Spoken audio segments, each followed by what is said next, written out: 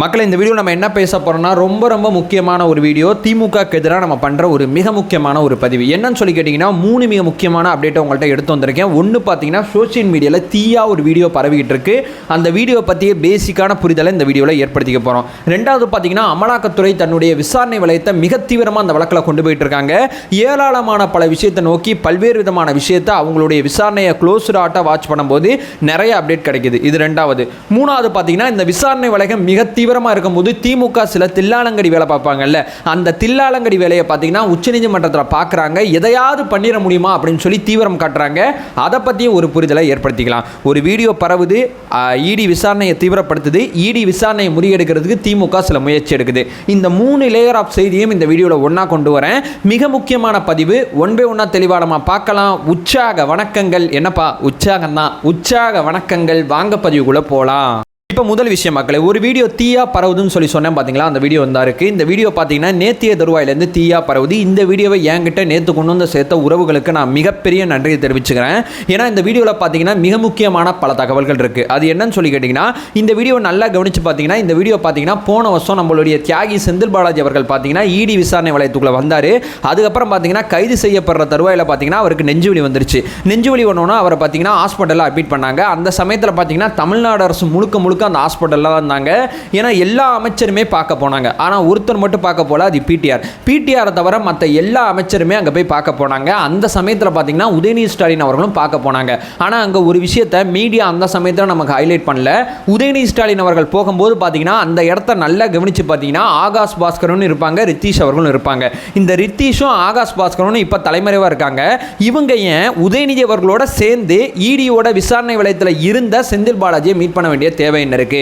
இவங்க பாத்தீங்கன்னா போன வருஷமே மீட் பண்ணாங்க. இந்த வருஷம் பாத்தீங்கன்னா டாஸ்மார்க் வழக்கு பெருசா பேசும்போது இந்த 2 பேரும் பாத்தீங்கன்னா விசாரணையை ஃபேஸ் பண்ணாம ஓடி ஒளிறாங்க. நல்லா கவனிச்சு பாத்தீங்கன்னா இந்த உதயநிதி ஸ்டாலின் அவர்களோட தியாகி செந்தில் பாலாஜி அப்ப டாஸ்மார்க் துறை அமைச்சராகவும் இருந்தாரு.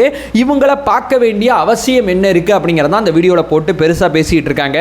விசாகன் அவர்கள் வீட்டில் பாத்தீங்கன்னா நிறைய ஆதாரங்களை தூக்கி வெளியே போட்டாங்க. அந்த ஆதாரங்களை பார்க்கும்போது தான் இந்த வழக்குக்கு ஆகாஷ் பாஸ்கரனுக்கும் அதே நேரத்தில் பாத்தீங்கன்னா ரித்தீஷுக்கும் தொடர்பு இருக்குங்கிற உண்மை நமக்கு தெரிய வந்துச்சு. ஆனா போன வருஷமே இவங்க ஒரு சேர போய் மீட் பண்ணிருக்காங்க அப்படிங்கிற மிக முக்கியமான ஃபுட்டேஜ் தான் இது. ஏன்னா செந்தில் பாலாஜி அவர்களை பத்தி இடி விசாரணை பண்ணும்போது நம்மளை பத்தி எதுவும் தகவல்களை போட்டு விட்டுற கூடாதுன்னு சொல்லி இந்த அமைச்சர்கள் எல்லாருமே போய் பார்க்கும்போது அவங்க கூட பாத்தீங்கன்னா ஆகாஷ் பாஸ்கரனும் அது மட்டும் இல்லாமல் பாத்தீங்கன்னா ரித்தீஷ் அவர்களும் போய் மீட் பண்ணியிருக்காங்க.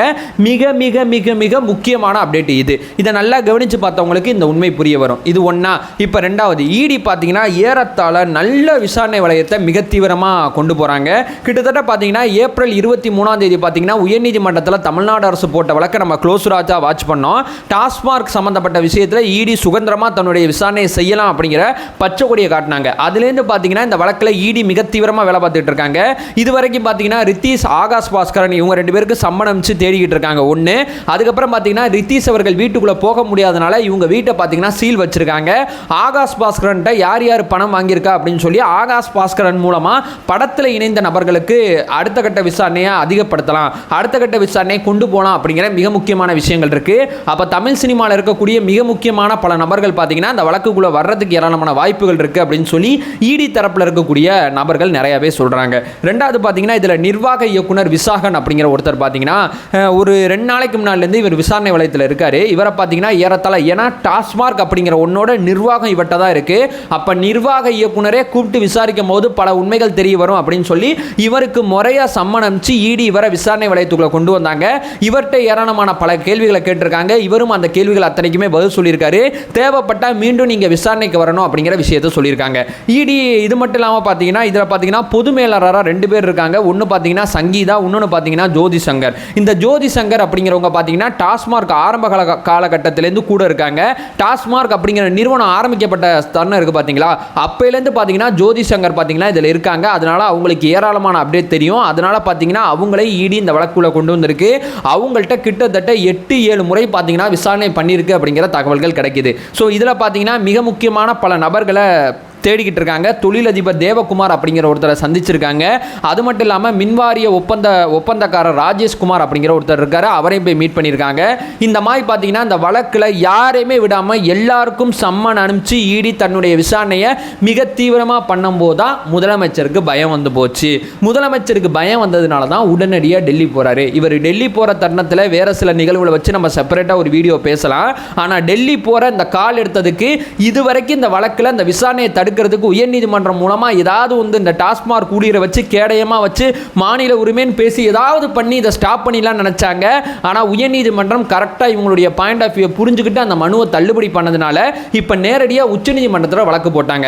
நேற்று பார்த்தீங்கன்னா 2 வழக்கை பற்றி பெருசாக பேசுவாங்க. இவங்க கல்வி நீதி தள்ளங்கிற ஒரு வழக்கை போட்டிருக்காங்க. அதே நேரத்தில் பார்த்தீங்கன்னா உச்சநீதிமன்றத்தில் இந்த டாஸ்மாக் வழக்கையும் போட்டிருக்காங்க. இந்த டாஸ்மாக் வழக்கை ஸ்டாப் பண்ணணும், சோதனையை ஸ்டாப் பண்ணணும்னு சொல்லி தீவிரமாக முயற்சி எடுக்கிறாங்க.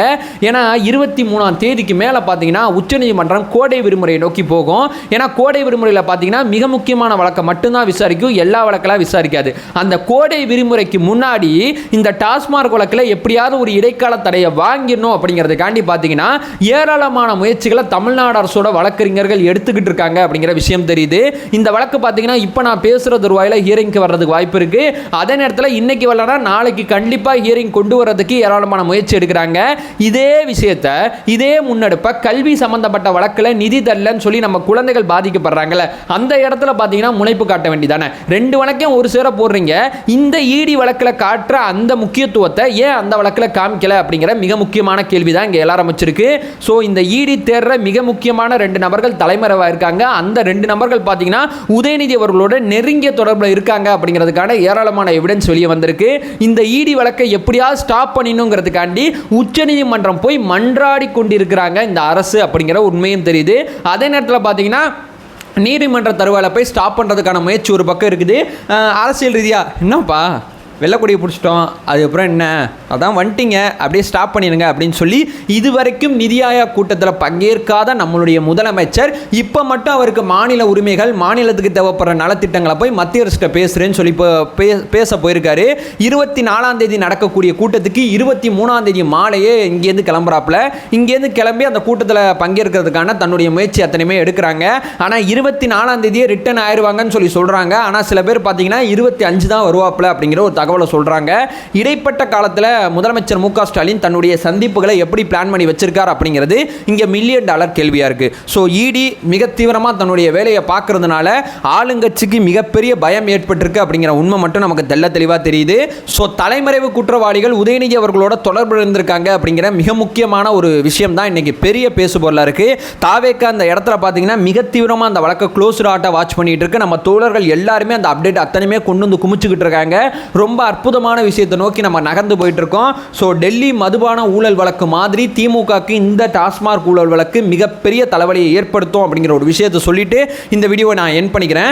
நம்ம சேனலை ஃபர்தராக ஃபாலோ பண்ணிங்கன்னா பொலிட்டிக்கல் சார்ந்து ஏராளமான பல பதிவுகளை பார்த்துட்டு இருக்கோம். நம்மளோட ஒரே நோக்கம் அறியாமை அகற்ற வேண்டும், அறியாமை அகற்றப்பட வேண்டும். Thank you so much.